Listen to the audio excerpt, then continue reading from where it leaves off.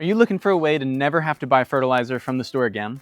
Well, look no further, because today we're releasing a full mini course that we filmed last summer all about natural liquid fertilizers, the benefits of making your own, how to do it, and how your garden will respond when you start applying them. One of the challenges in planning for your garden is trying to anticipate how much fertilizer you will need, especially when it comes to dilution rates. It's all kind of a big complicated mess. So we created a calculator that you can use to figure out exactly how much fertilizer that you need to make for your growing space, taking into account dilution rates, the age of the fertilizer, and all of that. So if that would be helpful to you, please hit the link in the description to check it out, and otherwise on to the video. Hey guys, I'm so glad that you are watching this video. Welcome to our comprehensive mini course on homemade natural fertilizers. I'm Taylor, and I'll be guiding you through the process of creating and using these practically free, highly sustainable, and easy to make fertilizers for your garden. I want to start by giving you an overview of each of the lessons so that you know what they contain. It's possible that you already know a lot about one or more of these topics, and so you might want to skip those videos. However, I actually encourage you to give those videos a watch if you can, because there may be some stuff that I'll point out that will surprise you or finally make things click in your brain. I know I've had a lot of those moments like that. It just takes repetition. So consider watching through all of the videos because they are a cohesive unit. In our first lesson, I'll be discussing basically where we're at when it comes to our options as gardeners for fertilizers. We'll talk about some of the problems of synthetic fertilizers and why they can actually be harmful for your plants and your soil in the long run. In lesson 2, I'll introduce the solution to the problem of synthetic fertilizers, natural homemade fertilizers. In lesson 3, we'll look at the tools and the materials that you'll need to make your own natural fertilizers. Lesson 4 will be all about our microbial inoculant, leaf mold soil. And lesson 5 is where we'll cover your first homemade natural liquid fertilizer, the all-purpose fertilizer. And then in lesson 6, we'll get into how you can make your customized fertilizers. And in lesson 7, we'll cover storage and organization techniques. Lesson 8 will be all about application and dilution rates and all of that. And then we'll tie it all together in our conclusion. I'm so glad you're taking this mini course. I believe that natural fertilizers are an incredibly easy way to get introduced to natural gardening and farming practices. And I hope that you will benefit for years to come from this course. So first of all, what is fertilizer? Well, fertilizer refers primarily to a plant food that consists of nitrogen, phosphorus, and potassium. These three elements are the nutritional foundation of plant health. And that is why you'll see on fertilizer containers and bags, they'll oftentimes have these three numbers. They refer to the NPK, or nitrogen, phosphorus, potassium ratio of the fertilizer. Without getting into the full history of fertilization, synthetic fertilizers were created by scientists in the early 20th century who were looking for a way to grow more food more quickly in a smaller space and with less effort. Now, this was an incredible discovery with equally incredible negative consequences. The benefit to supposedly free nitrogen is that any farmer or home gardener can simply go to the store and buy nutrients for their plants to consume and produce a greater yield. On a small scale, this gave a lot of home gardeners confidence in their ability to grow food in their backyards.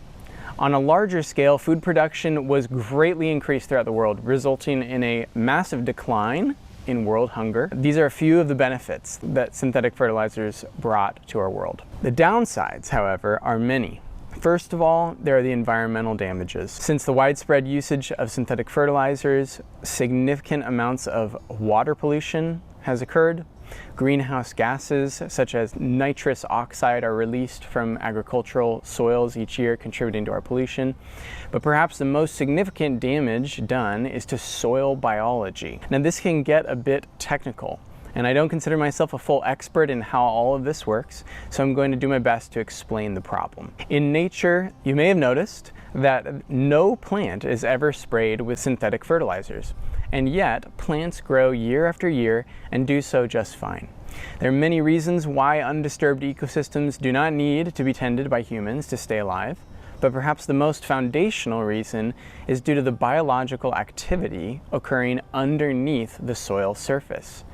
To put it really succinctly, microorganisms make all the difference. In nature, plant roots are actively engaged in an incredible nutrient-based economy. Microorganisms, which refers to bacteria, fungi, and yeast, act as nutrient processors and deliverers. Similar to how microbes in our gut help to break down food particles into bioavailable nutrients that our bodies will be able to absorb, soil microbes process organic matter into bioavailable nutrients for plants to be able to consume. To attract these microbes, plant roots secrete small amounts of liquid nutrients called root exudates that microbes can consume. When microbes consume root exudates, they engage in an exchange of nutrients, thereby delivering nutrients to the plant root. When plants drop leaves, branches, or other debris, microorganisms go to work breaking down this organic matter into the exact nutrients that plant that dropped these debris needs. Similarly, when a plant drops a seed, it is often encased with the exact nutrient profile it needs to grow another plant.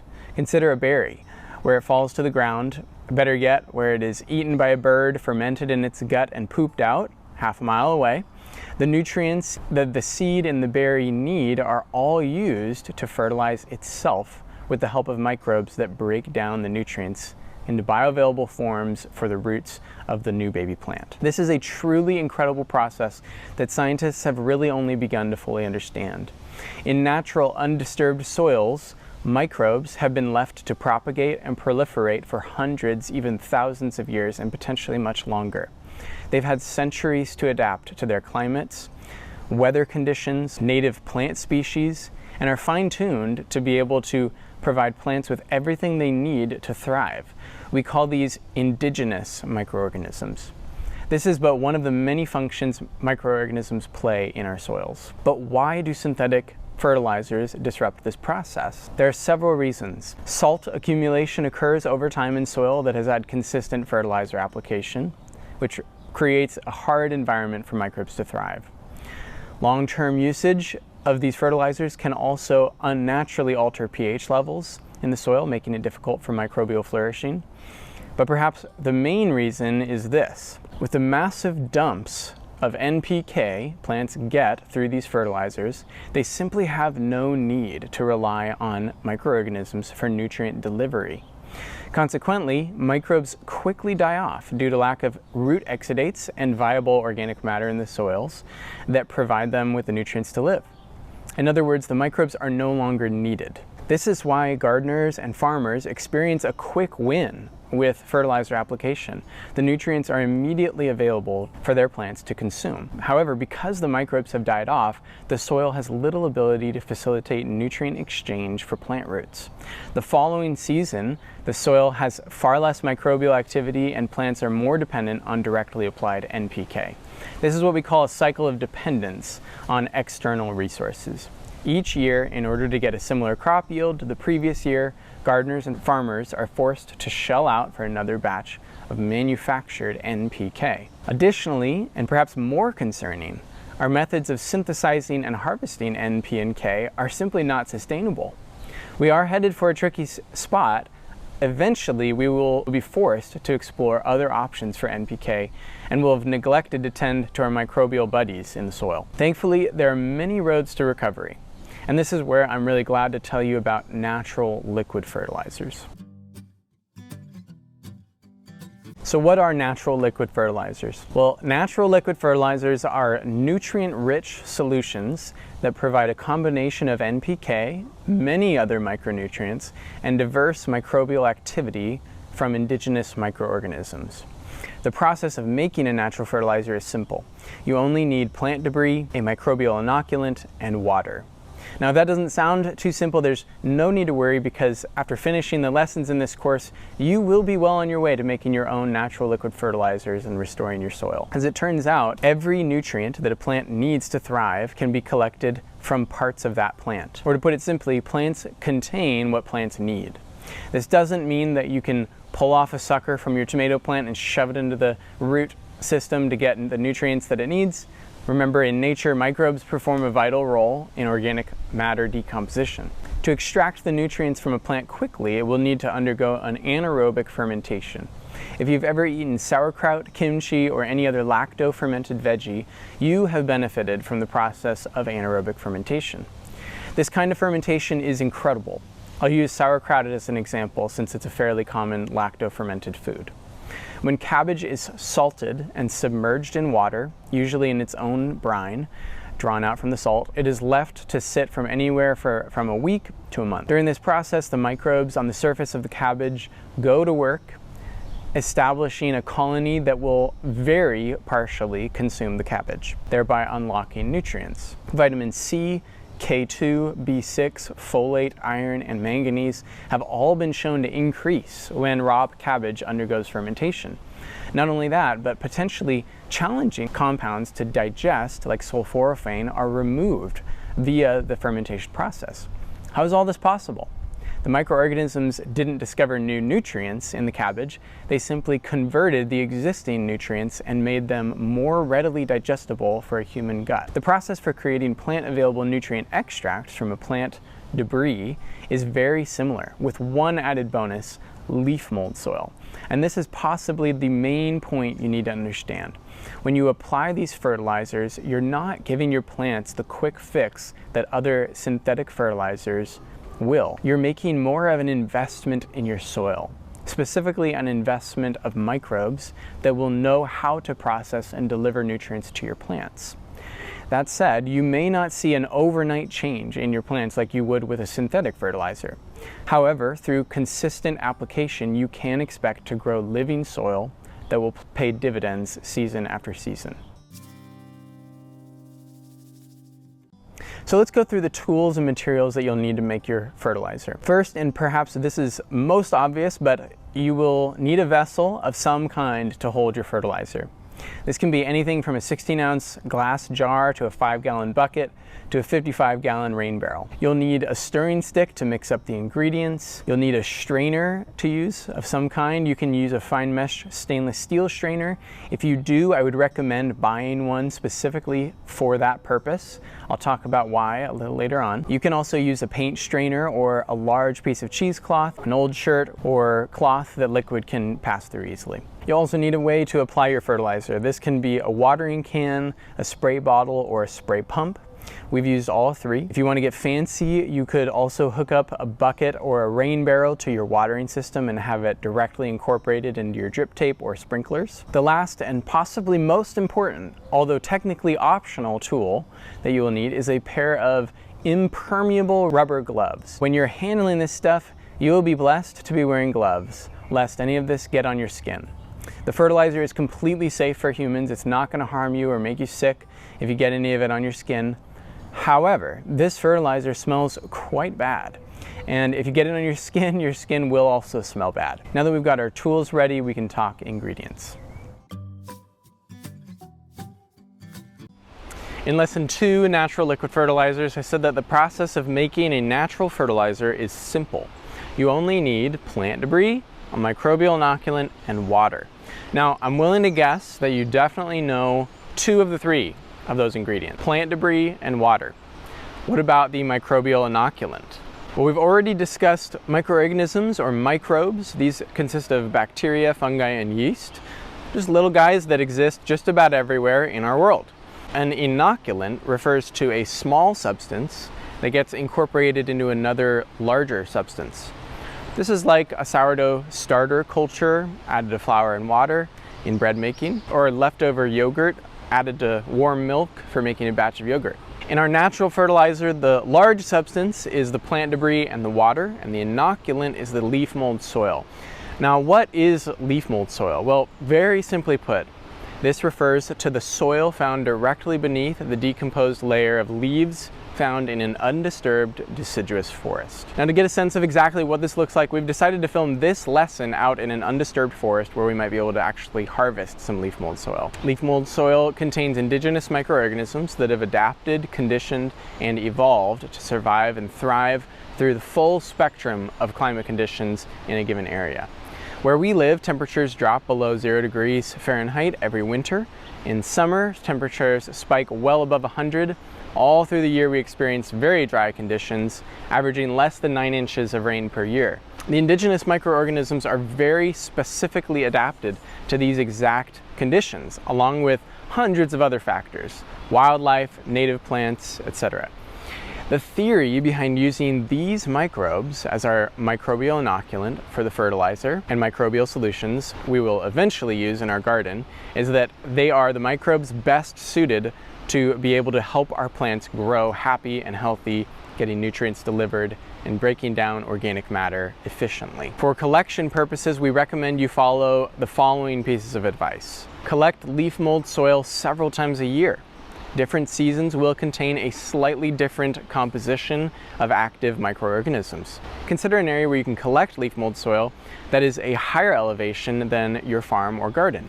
Microbes in higher elevations tend to be slightly more robust, although if you're only able to collect them from similar elevations to your growing space, no worries, that will work just fine. As you look for areas with good leaf mold soil, try to find part of the forest floor that contains mycelium strands. These are very thin white strands of fungal network that indicate microbes are active in that area. When you collect leaf mold soil, please consider how you can disturb the ecosystem as little as possible. After you've collected leaf mold soil from a specific area, be sure to cover that area back up with leaf debris so that no spare soil is directly exposed to sunlight, weather, or wild animals. Microbes rely on the leaf litter layer for protection from the elements. Now it's your turn to get out there and collect your microbial inoculant. All right, it's time to make your first natural liquid fertilizer. This one is going to be the easiest to make, although none are particularly challenging. By now, you should have your leaf mold soil. Now you need a bucket or some kind of container with a lid. Don't use metal containers since these will react with the anaerobic fermentation that's happening and it can throw off your brew. You will also need dechlorinated water. Chlorine can harm much of the microbial diversity that you're bringing into your fertilizer by killing off the indigenous microorganisms from your leaf mold soil. And finally, you'll need your plant debris. Now, for this fertilizer, you can use any and everything. Most plants will contain nutrients that other plants will need. But for our all-purpose fertilizer, I have a few recommendations. Grass is one of the most available and nutrient-rich sources of plant debris for a natural fertilizer. Grass is abundant in nitrogen. As we've talked about in lesson 1, is one of the principal nutrients that plants need to thrive, alongside phosphorus and potassium. Fresh grass has an NPK ratio of approximately 4:1:2, which is far less than the typical 20-20-20 Miracle-Gro plant food fertilizer. However, as the grass clippings undergo the anaerobic fermentation, the indigenous microorganisms from the leaf mold soil will help to unlock and release more bioavailable nutrients for your plants. More importantly, you will be introducing microbes that are helping unlock those nutrients for your plants to absorb through their roots. On top of which, as your soil reestablishes microbial activity, your plants won't have need for as much raw NPK since the microbes will be serving as delivery agents for your plant roots. Another excellent source of plant debris that can almost always be found right in there in your yard are weeds. Dandelions, crabgrass, thistles, morning glory, foxtail, for us, creeping bellflower. These are amazing sources of nutrients, and here's why. Without going too deep on the vital, if annoying, role that weeds play in our soil, weeds have been considered a natural defense mechanism of the earth to remineralize soils that are otherwise depleted and or compacted. Have you ever tried to pull a dandelion out of the ground? Undoubtedly, you know that it's important to get the whole root out, because if you don't, it'll grow right back within a few weeks, maybe sooner. Well, those roots can be really hard to get out because they go down so deep. And it begs the question, why are the roots going down so far in the soil? A hypothesis for this is that weeds send long taproots down into the ground when there are less available nutrients in the upper layers of the soil. These are resilient plants. They'll do what they can to stay alive, even if it means mining deep, deep down for the nutrients that they need to survive. Well, this can actually be used to our advantage. If you go create a fertilizer out of the weeds in your yard, you will effectively be creating a solution that is specifically geared toward restoring the nutrients that your soil is lacking in the upper layers. Some people have found that after making natural fertilizers from weeds in their yards, and then watering it back in where the weeds were growing, it helped reduce weed pressure and at the very least made the root systems easier to pull out. This is far from a fully proven rule, however, you might consider trying it. Regardless, weeds contain lots of nutrients and break down into excellent natural fertilizers. A few other plant debris I recommend trying are purslane and comfrey. Both of these plants contain large amounts of nutrients, especially comfrey. Comfrey is a powerful dynamic accumulator. It sends down a long taproot similar to dandelions down into the soil, mines nutrients, storing tons in its leaves and flowers. Purslane has been used as a natural color enhancer due to its nutrient profile, so it's highly recommended for gardeners growing flowers. Here I've collected some grass clippings, comfrey leaves, and weeds. This is creeping bellflower, morning glory vine, and a few other weeds from around the yard. There's really no shortage. And I'll use these to make our all-purpose fertilizer. I'll simply take my bucket, add in a handful of leaf mold soil, add the materials, and fill with dechlorinated water. Now I'll let this sit for a week or two before I use it. Here's a very large container, and I started this fertilizer several months ago, right as the spring grass and weeds were starting to come to life.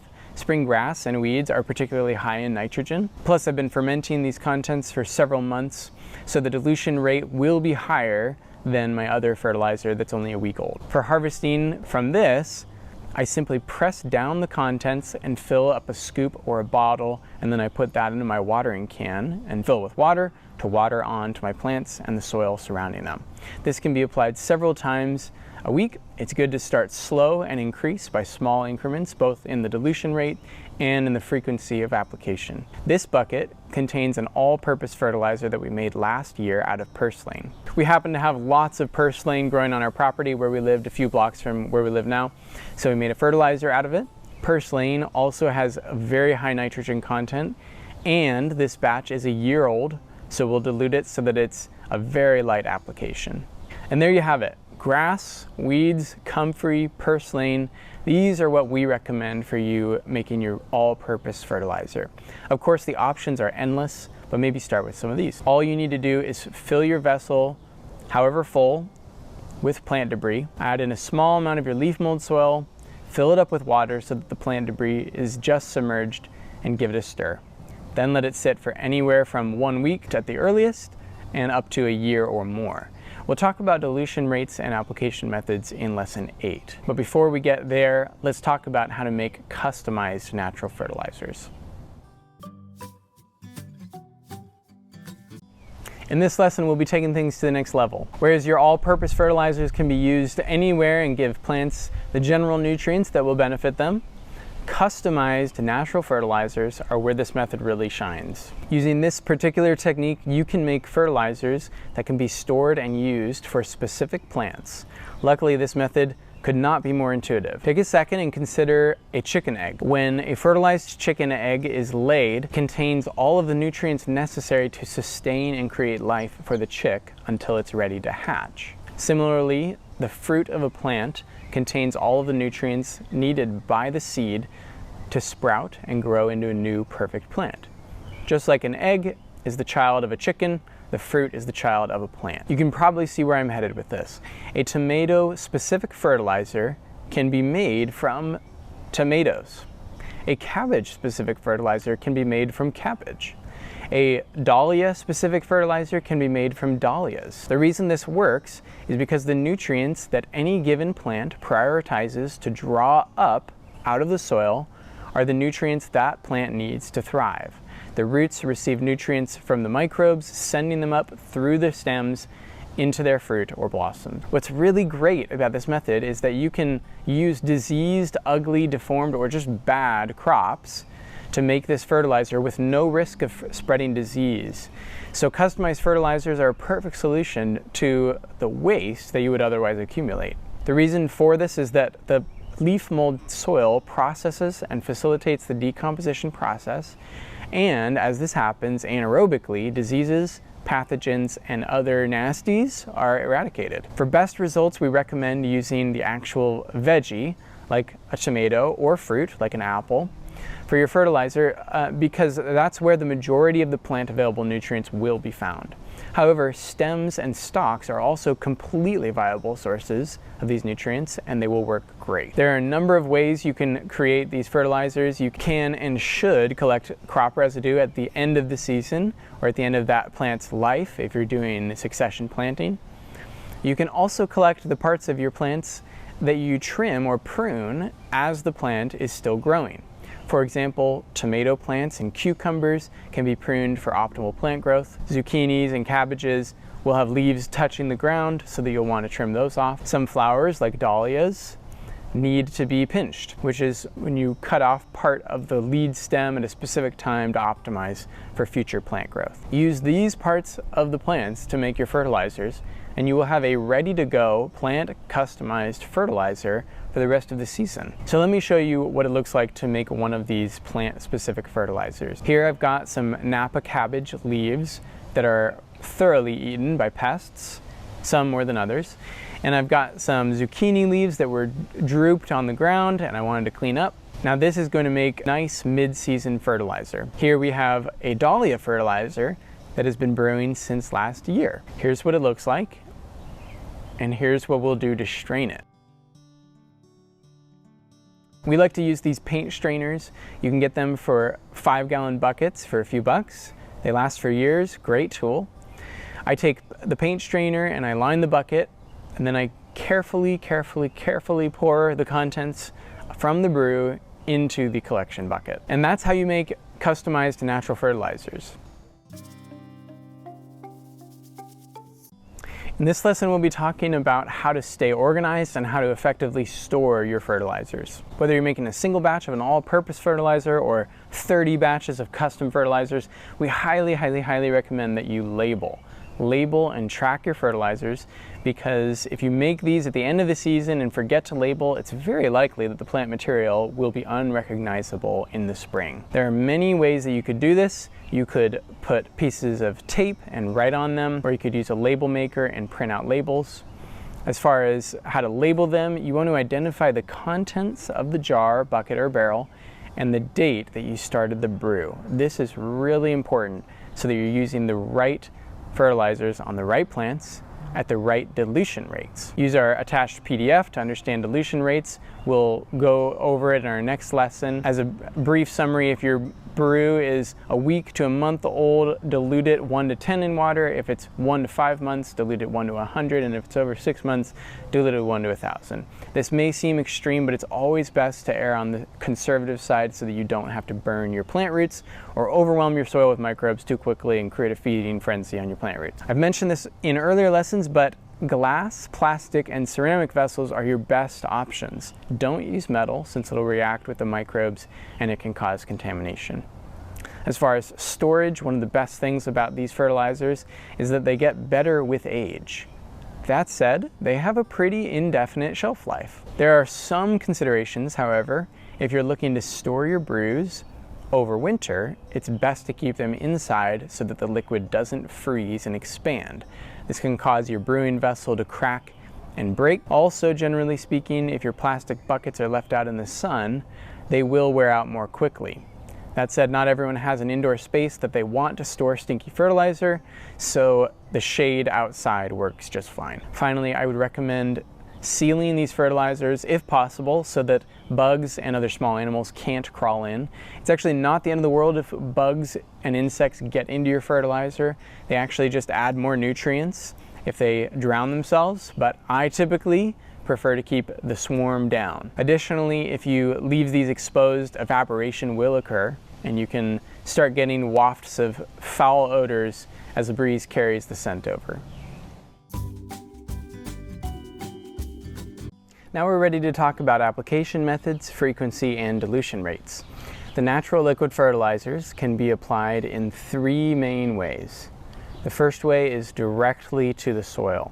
This is called a soil drench, and it usually occurs as the planting season is approaching. You're effectively readying your soil for plants to go in. When you apply a soil drench, you're usually pairing it with at least 1 or 2 or perhaps many of your other liquid amendments, such as the microbial solution or mineral extracts, etc. As you do this, you do not have to dilute the fertilizer any particular amount, no matter the strength of the brew. You just don't want to dump out all of your fertilizer all at once, because it helps to apply it throughout the season, but you don't have to worry about burning your plant roots. The second way to apply is just directly to the plant roots. With this application, you're watering around the base of the plants and focusing most of the fertilizer on the soil. With this approach, you will need to follow the following approximate dilution rates. For a brew that is less than 1 month old, dilute your fertilizer 1 to 10 in water at most. This is like a half a gallon of fertilizer in a 5-gallon bucket. I recommend starting with a higher dilution, something like 1 to 20 or even 1 to 30 parts water, and then working your way up if your plants don't suffer. For a brew that is between 1 and 6 months, dilute your fertilizer 1 to 100. This is approximately equivalent to a cup or 8 ounces in a 5-gallon bucket of water. For a brew that's over 6 months, dilute 1 to 1,000. This is approximately equivalent to a tablespoon of fertilizer in a 5-gallon bucket of water. Now, the third main way is a foliar application, which just means that you are applying it to the leaves of the plant. This is another way for your plants to synthesize and utilize the plant nutrients and indigenous microorganisms that are found in your fertilizer. As far as dilution rates, follow the same guidelines as you would when you're applying the fertilizer to the plant roots. Most often, I would say you will be doing a combination of foliar and root-based application. For soil drenches before the season starts, you can apply fertilizer every other day for several weeks to get the soil ready for plants. For direct application on plants, I recommend that you start with once per week, and then you can move toward more frequently, perhaps twice a week, as your plants get used to the microbes. This is our maintenance level of application. For this, we prefer using a 2-gallon watering can, as it's easy to mix in our amendments and carry. As I mentioned in lesson 3 on tools and materials, spray bottles also work great, especially if you're applying it foliarly, and pump sprayers also work really well. For soil drenches, we recommend a watering can. If you are able to spread it out very evenly and carefully, not overdo it, a bucket can be used. We always recommend watering after applying your liquid fertilizer, so that the microbes can be guided down deep into the soil. You don't really want your microbes hanging out in the upper layer. For proper soil amendment, you want them to fill your soil even at deep levels several feet down. Now, the final point regarding application is perhaps one of the most important lessons of using natural liquid fertilizers. Contrary to conventional wisdom, as you use these customized fertilizers, we recommend that you do not practice crop rotation. If you're unaware of what crop rotation is, it's essentially the idea that you want to move your crops around your garden, never or rarely planting one crop in the same place season after season. The thinking is that planting the same plant in the same place over and over will gradually rob that area of the specific nutrients that that plant needs to grow, thereby creating an imbalance in the soil. However, this does not take a couple of things into consideration. For one, there are very few places in nature where crop rotation occurs naturally. Instead, plants are more likely to drop their seeds nearby, or even die and then reproduce a new plant in the exact same spot. It's hard to imagine natural processes that would cause a blackberry bush, for instance, and a huckleberry bush to switch places every other season. Additionally, as we use customized fertilizers, we are fine-tuning that exact soil to abound with those exact nutrients and microbes that that exact plant needs. Hypothetically, year after year, the soil that you grow tomatoes in would become better and better at growing tomatoes. It's as though the tomato plant goes into the ground and the microbes say, "Ah, yes, I know you. Shall we do our exchange?" Now, it's not the end of the world if you want to continue practicing crop rotation, or if you simply decide your lettuces belong in a different spot in your garden and you want to grow beets there instead. There's really no huge downside there. It's more the potential upside that you could be missing out on of keeping the same plant growing in the same spot year after year. We are, after all, making a long-term investment in our soil. All right, as we wrap up our unit on homemade natural liquid fertilizers, I want to summarize what we've learned about how and why they work, how to make them, and important things to keep in mind. Synthetic fertilizers are meant to give your plants a short-term, single-season boost. However, they create cycles of reliance rather than resilience. Natural fertilizers, on the other hand, build resilience into your soil by infusing it with microbes specifically engineered to thrive in your exact climate. These microbes can be developed by combining one or more type of plant debris that are able to impart general nutrients that will help all plants grow healthily. They can also be used to decompose specific plants that make tailor-made fertilizers for each crop you desire to grow. Perhaps you've already begun making some fertilizers, or perhaps you're just about to start. I encourage you to get going. If you don't know where to start, just start by making an all-purpose fertilizer out of the weeds in your yard or your lawn clippings. Perhaps you're ready to dive into the customized fertilizers for all the plants that you're growing this year and next. Don't forget to label. Finally, I really want to encourage you to experiment, observe, and document what you see. Keep track of your results. Perhaps you're going to be making the swap to natural fertilizers after using synthetic fertilizers for years. Pay attention to the changes the first few seasons of trying this. Perhaps you're starting a garden from scratch for the very first time. Consider running an experiment. Try growing half of your plants without the fertilizers and half with. See what happens. Remember to give everything time. We're kind of used to wanting to see a result in a month or even a single week, but with gardening, things oftentimes reveal themselves over several seasons. So be patient, trust the process, make this investment in your soil. Thank you so much for taking this mini course. I know it's a lot of information, but these methods will get you the abundance that you desire in your garden. Happy brewing. Hey, if you made it to the end, I hope you found this information helpful. Again, check out our Fertilizer Calculator, and if you're looking to make the companion liquid amendment to this liquid fertilizer, you'll definitely want to check out our video all about how to make the Jadam microbial solution. So enjoy that, and we'll see you in the next video. Thanks for watching.